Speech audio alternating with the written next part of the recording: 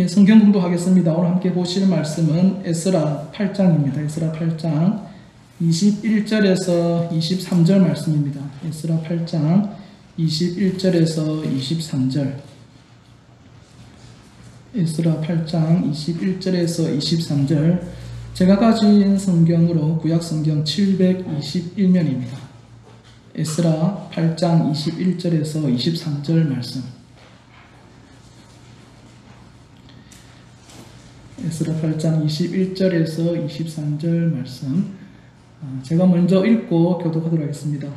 그때 내가 아하와 강가에서 금식을 선포하고 우리 하나님 앞에서 스스로 겸비하여 우리와 우리 어린 아이와 모든 소유를 위하여 평탄한 길을 그에게 간구하였으니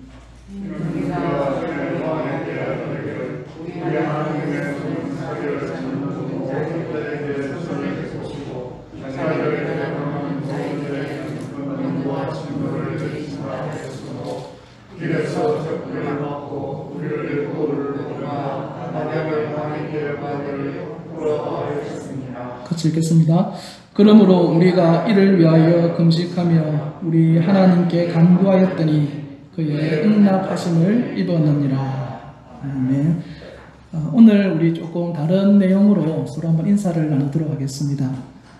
우리 함께 인사 나누실 때에 먼저 예배자가 됩시다. 함께 한번 인사 나누도록 하겠습니다. 예배자가 됩시다. 우리 한 번 더 인사 나누도록 하겠습니다. 전도자가 됩시다. 하나님의 말씀을 볼 때에 예배자 그리고 전도자, 이게 교회가 감당해야 될 두 개의 가장 큰 사명이 아닌가 하는 생각을 가지게 됩니다. 그래서 이런 인사말을 함께 나누고 하면 좋겠다 그런 생각을 했습니다. 그리고 보니까 죄송합니다. 자꾸 젊은 사람이 깜빡깜빡합니다. 오늘 제가 기도 순서인데 이상하다. 기도 순서가 왜 없지? 하다가 성경 공부할 때 그때 제가 알았습니다. 이거 또 놓쳤구나. 그래서 정말 죄송합니다. 사과의 말씀을 드립니다. 자, 오늘 우리 에스라 말씀을 가지고 함께 이제 이야기를 나눌 텐데, 이제 조만간에 이제 마스크 벗을 날 이제 다 와갑니다. 이제 마스크 벗고 나면은 여러분 이제 조심하셔야 됩니다. 좋은지 안 좋은지 한눈에 다 보이거든요.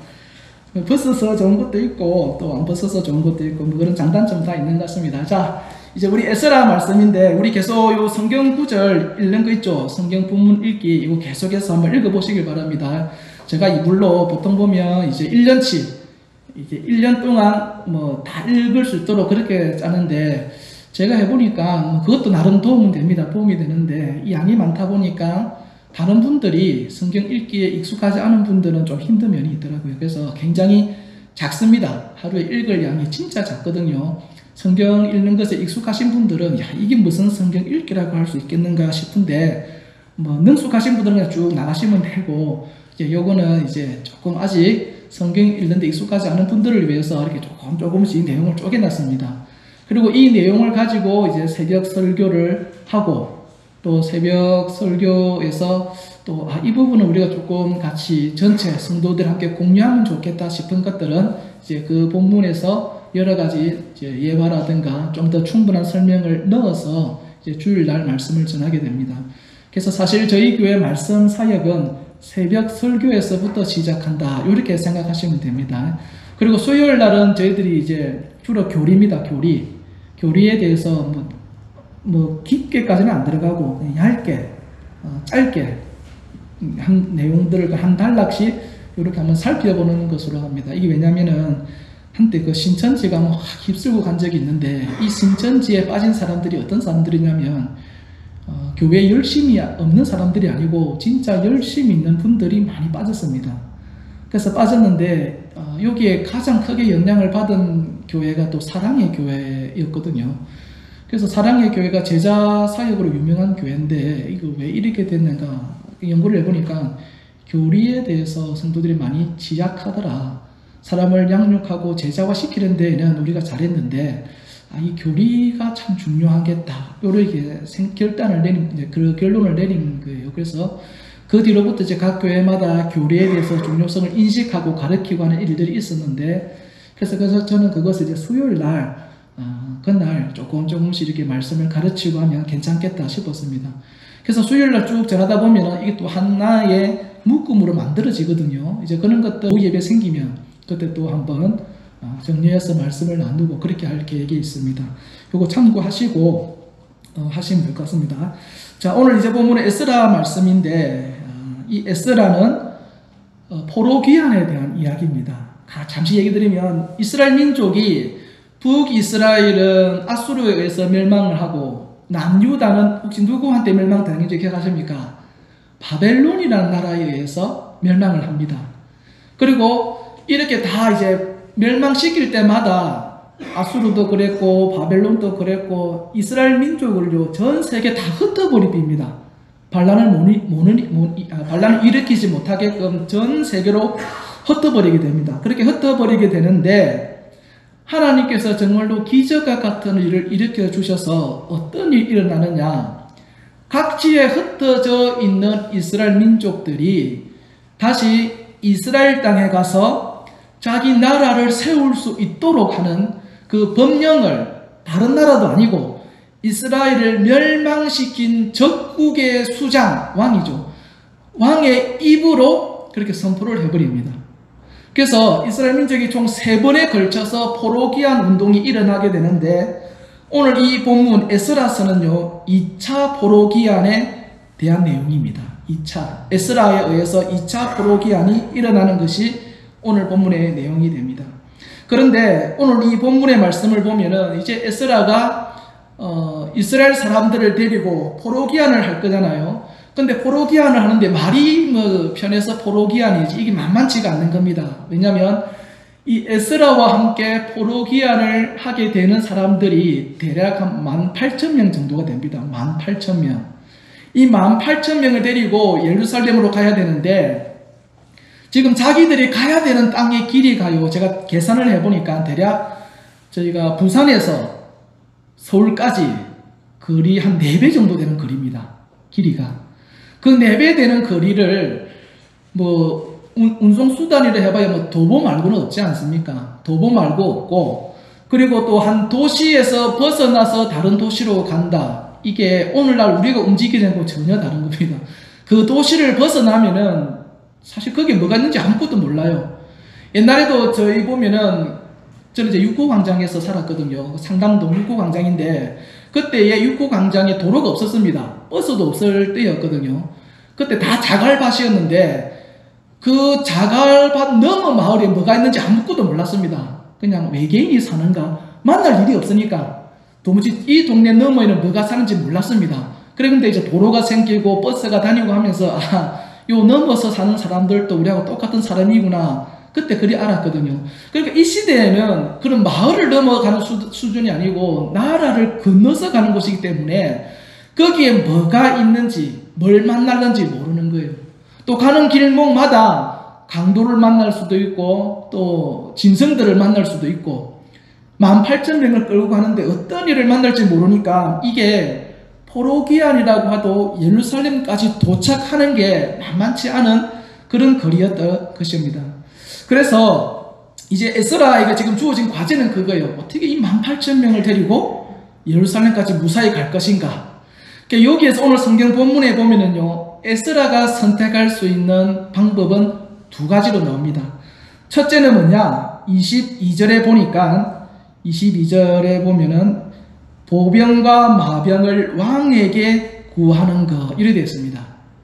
보병과 마병을 왕에게 구구해서 가는 게 한 가지 방법이 있고, 또 한 가지 방법은 뭐가 있냐면 21절에 보니까 하나님 앞에 뭐라고 되어 있습니까? 금식하고 기도하게 하는 것. 요 2가지가 있는 거예요. 그러니까 정리하면 이거죠. 왕을 의지할 것이냐 아니면 하나님을 의지할 것이냐. 근데 여기서 재밌는 거는 우리 요한 한번 성경 구절을 한번 찾아볼게요. 에스라 7장 6절입니다. 에스라 7장 6절. 에스라 7장 6절. 잘 따라오셔야 됩니다. 에스라 7장 6절. 앞에 몇 장만 넘기면 나오죠. 에스라 7장 6절. 에스라 7장 6절에는 이 에스라라고 하는 사람이 어떤 사람인가 하는 것을 단적으로 보여주는 성경 구절이 있습니다. 제가 한번 읽어드리겠습니다. 뭐 전체를 읽지는 않겠고요. 에스라 7장 6절에 뭐라고 되어 있냐면 이 에스라는 왕에게 구하는 것은 다 뭐하는 자라 됐습니까? 받는 자라 됐습니다. 왕에게 구하는 것은 다 받는 자. 그러니까 왕에게 구하는 것은 다 받는 자이기 때문에 아까 우리가 이제 오늘 본문 22절처럼 왕한테 좀 병사 좀 보내주십시오. 좀 마병, 군수, 뭐 전차 군대에 우리를 보호할 수 있는 군대를 좀 붙여주십시오 하면은 왕이 허락하겠습니까? 안 하겠습니까? 허락하는 거예요. 허락하는 겁니다. 그런데 에스라는 그 왕의 군사를 의지하지 않고 하나님 앞에 금식하고 기도하는 것을 선택했다라는 거예요. 왕에게 구하는 거 뭐 능력이 없어서 뭐 못 구한다. 그건 좀 뭐 이해가 되죠. 근데 구할 능력이 있는데도 왜 왕에게 구하지 않았을까? 22절 보십시오. 22절 끝에 보면은 보병과 마병을 왕에게 구하기를 뭐 한다고요? 부끄러워하였다. 이래 됐습니다. 부끄러워하였다. 이제 조금 익숙해지는가 봐요. PPT 이게 성경 구절도 찾아가고 왕에게 구하는 걸 뭐 했다고요? 부끄러워하였다. 이게 무슨 말이냐면 에스라가 하나님을 믿고 섬기는 사람인데 또 예루살렘에 가는 게 뭐 하려고 가는 겁니까? 하나님 앞에 예배 드리러 가는 거 아닙니까? 신앙을 지키기 위해서 가는데 우리가 지금 그 복귀할 때에 하나님을 믿고 의지하는 게 아니라 왕을 믿고 의지한다면 우리가 굳이 왜 예루살렘으로 돌아가려고 하는 거냐? 그거 아무 의미 없다. 그래서 나는 사람을 의지하지 않고 누구를 의지하겠다라는 겁니까? 하나님을 의지하겠다. 그래서 사람을 의지하는 것, 왕을 의지하는 것을 어떤 일로 여겼다고요? 부끄러운 일로 여겼다. 이렇게 되어 있습니다. 그래서 왕을 의지하는 대신에 21절에 보니까 금식을 선포하고 우리 하나님 앞에서 스스로 겸비하는 것을 선택하게 됩니다. 하나님을 더 의지하고 돌아가겠다. 이리 되는 겁니다. 그런데 이때 에스라가 이스라엘 백성들하고 예루살렘으로 돌아갈 때에 그 이스라엘 백성들 수가 몇 명인 줄 아십니까? 대략 한 18,000명 여기 나와 있습니다. 18,000명. 그러니까 좋게 표현을 하면은 에스라가 믿음이 좋은 사람이구나, 신앙이 좋은 사람이구나 라고 생각할 수 있지만 다르게 보면은요, 이 에스라는 지금 18,000명이나 되는 생명을 담보로 모험을 하고 있다. 신앙적인 모험을 하고 있다. 그렇게 볼 수가 있는 거죠.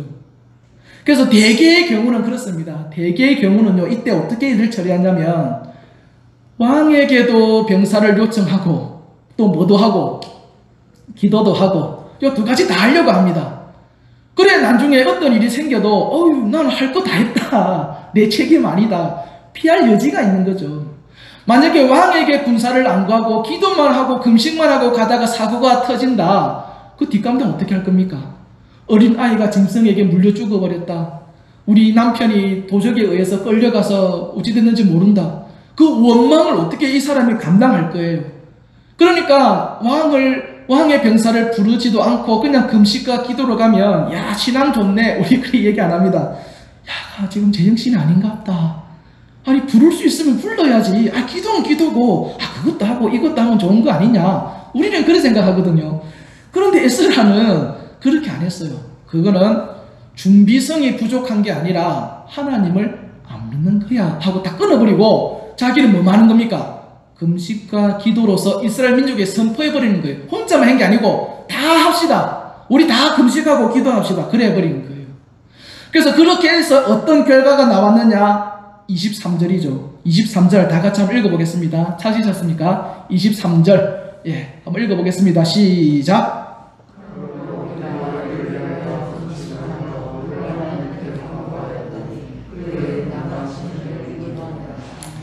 뭐라고 되었습니까? 무사히 예루살렘까지 맸다고요?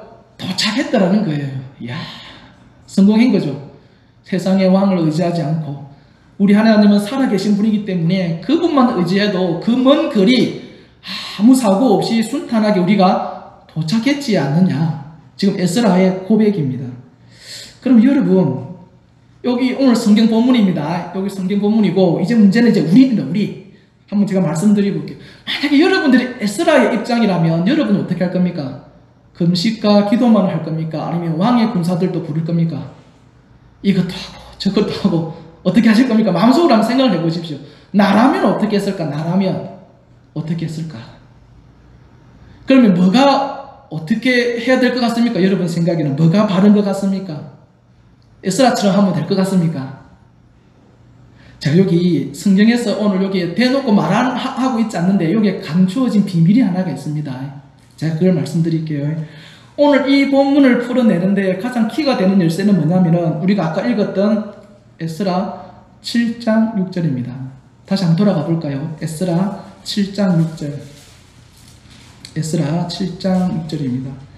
에스라 7장 6절에 보면은 이 에스라를 뭐라고 합니까? 왕에게 구하는 것은 다 뭐 한다고요? 받는 자다. 이거 이해가 되십니까? 여러분 자녀가 여러분들한테 아빠 이번에 내 생일인데 선물 좀 사줘. 그러면 그거 다 사줍니까? 아니거든요. 야 그건 안 돼. 우리 돈 없어. 그건 얘한테 안 좋아. 그건 나한테도 안 좋아. 이렇게 뭐 다 끊어버린다고. 자녀가 원해도요 그거 다 안 들어줍니다. 그런데 여기서 말하는 왕은 누굽니까? 바사라고 하는 나라의 왕이고요. 지금 왕에게 구하는 에스라는요 이 나라 사람이 아닙니다. 이스라엘 나라의 제사장입니다. 그러면 바사 왕 입장에서는 에스라는 어떤 사람입니까? 적국 아닙니까? 적국의 지도자죠. 이스라엘이 종교 국가니까 제사장이면 지도자의 위치 있는 사람 아닙니까? 그리고 멸망한 보잘것없는 변두리에 있는 어느 약소 국가의 지도자 위치에 있는 제사장 에스라. 바사왕 입장에서는 좋게 보일 리가 없는 거죠. 저 적국인데. 그런데 그런 적국의 제사장인데 오늘 본문 7장 6절 뭐라 되었습니까? 왕에게 구하는 것은 다 받더라라고 얘기를 하더라는 거예요. 우리가 성경을 볼 때 에스라는 이런 사람이었구나로 생각을 하거든요. 근데 조금만 더 생각해 보면은 야 이건 일어날 수 없는 일인데 라는 것을 알 수 있는 거예요. 그럼 어떻게 이 일이 가능했는가? 그 앞에 있잖아요. 그 앞에 여호와의 무엇을 입었다고 되어 있습니까? 도우심을 입었다. 하나님의 도우심으로 이런 기적이 일어났다라고 이야기를 하는 거예요. 그러니까 이게 무슨 말이냐면 에스라가 7장 6절 왕에게 구하는 것은 모두 받더라의 그 위치를 처음부터 간 게 아니고 매 순간순간마다 하나님의 기적과 살아계심을 경험하고 체험하면서 어디까지 가는 겁니까? 7장 6절까지 간 거예요. 그리고 그 신앙이 쌓이고 그 체험이 쌓이고 하면서 어디까지 갔느냐? 오늘 본문까지 간 겁니다. 18,000명의 사람의 생명을 담보로 하면서도 하나님에 대한 믿음을 가질 수가 있는 거예요. 나 혼자 죽는 거면, 내 혼자 믿음의 결단을 내려서 죽는 거면 뭐 어렵습니까? 내리면 되지. 그런데 그게 아니잖아. 지금 에스라에게는 몇 명의 목숨이 담겨 있는 겁니까? 18,000명이라고요. 그게 쉽습니까? 아버지들이 젊은 나이 때는, 어릴 때는요 세상 두려운 것 없이 삽니다. 싸운다고요. 그런데 결혼하고 자녀를 낳으면 아버지가 자기 마음대로 할 수 있습니까? 가정이 있잖아요. 자녀들이 있잖아요. 그래서 자신의 자존심 꺾어버리잖아요. 누구 살리려고?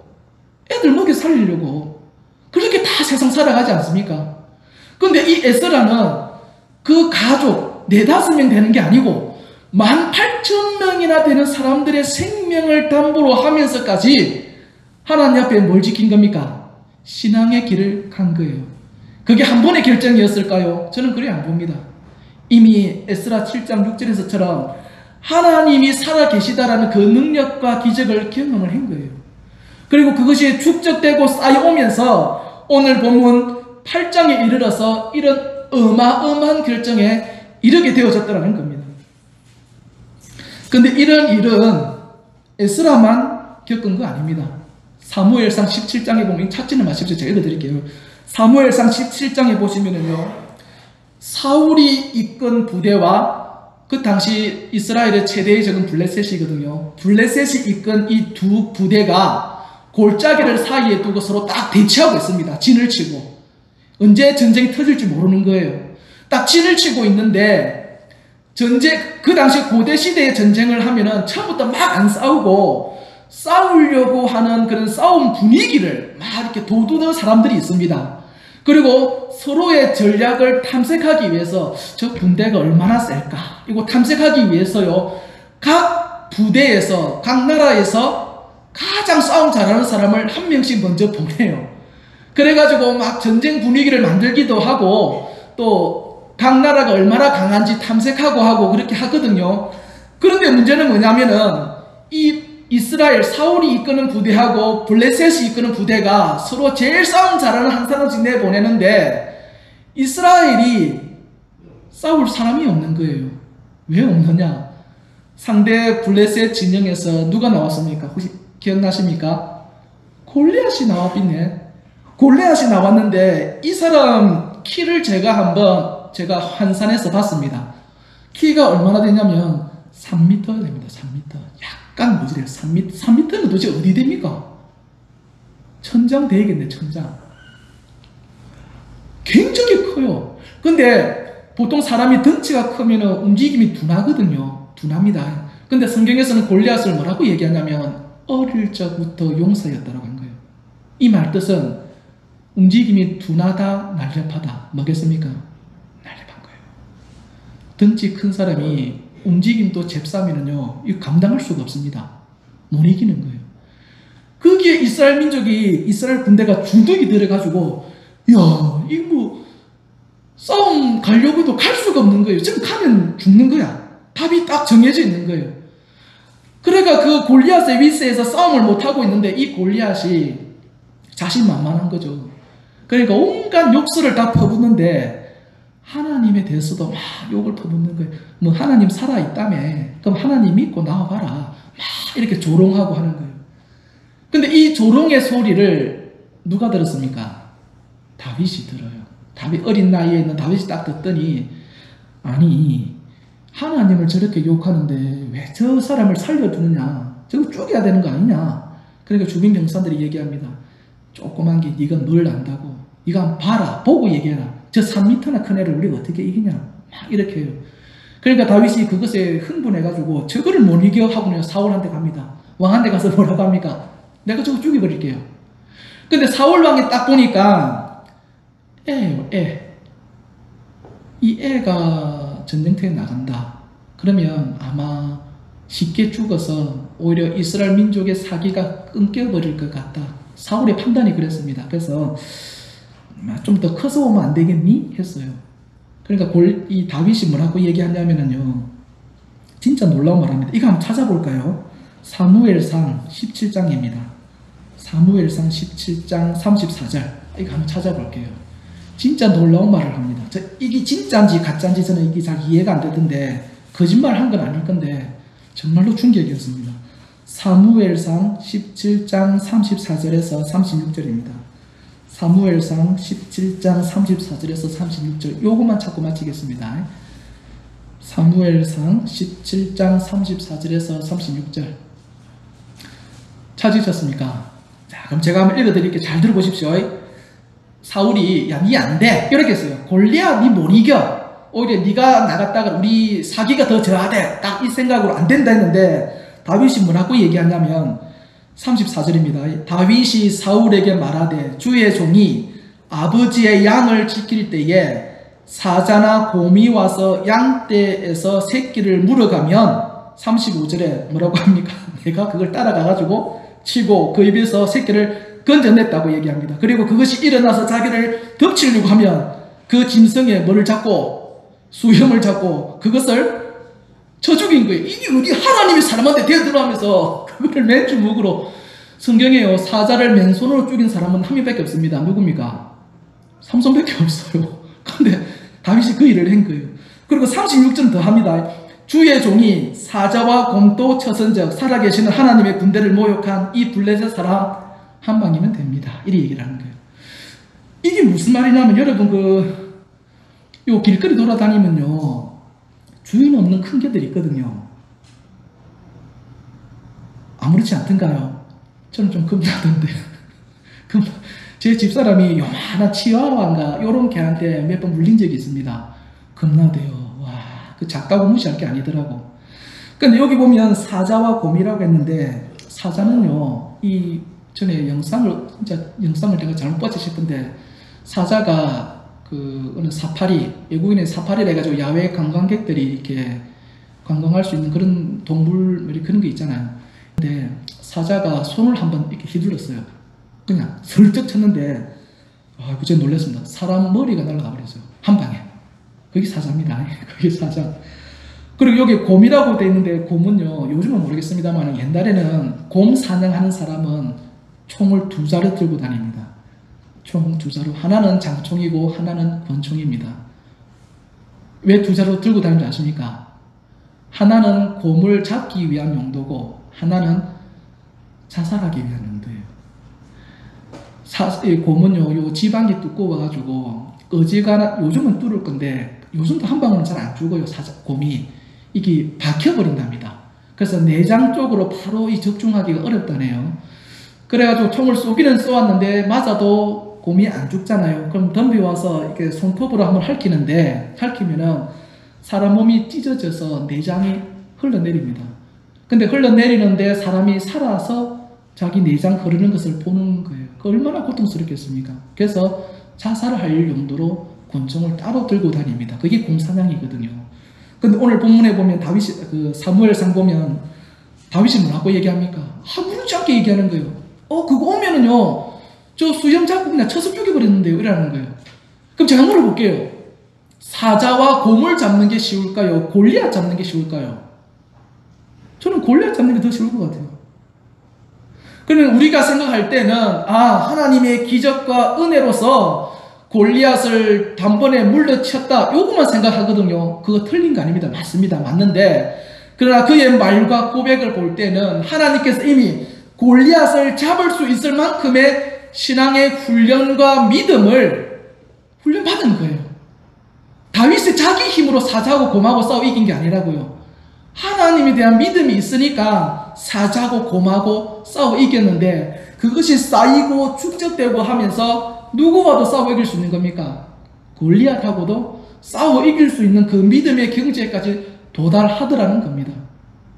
도달하더라는 것. 여러분, 이 의미를 알겠습니까? 이거는 개인의 신앙도 마찬가지지만 교회도 마찬가지입니다. 교회에 하나님의 부흥을 달라고 우리가 기도하지 않습니까? 근데 이게 한꺼번에 임하는 게 아니라 다 단계를 거치고 우리의 믿음과 기적의 경험들, 신앙의 체험들이 쌓이고 하면서 하나님의 부흥과 역사를 맛보게 되더라는 거예요. 만약에 그런 가정이 없이 바로 부흥이 임하면은요, 죄송한 말씀입니다만은 교회가 부흥 때문에 망하는 경우가 있습니다. 거기 진짜 부흥인지는 저도 좀 생각을 해봐야 되는데, 소위 말하는 그런 부흥이 일어나고 난 다음에 교회가 더 많은 시험에 빠지는 경우가 많이 있더라는 거예요. 그래서 교회가 살아나기 위해서, 회복하기 위해서는요, 철저하게 말씀과 기도의 운동이 먼저 일어나야 됩니다. 기도하는 자가 있어야 되고, 말씀을 묵상하고 말씀의 귀를 기울이는 자들이 있어야 그런 훈련이 되어지고 난 다음에 개인도 교회도 성장할 수 있고, 또 그것이 안전하더라는 거예요. 다 그런 단계를 거쳐야 됩니다. 저는 여러분들이 더욱더 하나님의 말씀을 보는 것과 기도하는 것에 집중할 수 있기를 바랍니다. 쉽지는 않겠지만은, 그러나 말씀을 보는 것과 기도하는 훈련을 통해서 매일의 삶 가운데서 작은 것이라 하더라도 하나님을 체험하고 경험하며 나아갈 때에 하나님께서 우리에게 부어주시는 더 큰 은혜를 체험하는 그런 역사적인 순간 또 우리가 경험하게 될 줄로 믿습니다. 또 그러한 믿음으로 나아가는 저와 여러분 될 수 있기도 바랍니다. 기도하겠습니다. 살아계신 하나님 아버지, 우리의 삶의 중심을 주께서 지켜 보살펴 주시옵시며 매일매일의 삶들을 하나님과 동행하는 삶이 되게 하시고, 살아계신 하나님의 능력과 기적을 체험하는 예담교회 성도들 되게 하여 주시옵소서. 그리하여 기도하는 대로 응답받으며 또 기적이 상식이 되어지는 그런 믿음과 능력의 교회 되게 하여 주옵소서. 예배가 살아있게 하여 주시고 영혼 구원하는 사명이 있는 교회 되게 하여 주셔서 하나님이 기뻐 받으시는 교회가 되기도 하여 주옵소서. 살아계신 예수님 이름으로 기도합니다. 아멘. 이제는 우리 주 예수 그리스도의 은혜와 하나님 아버지의 크신 사랑과 성령의 교통하심이 오늘 이 자리에 참석한 모든 사람들 머리 위에 지금부터 영원토록 함께 있을지어다.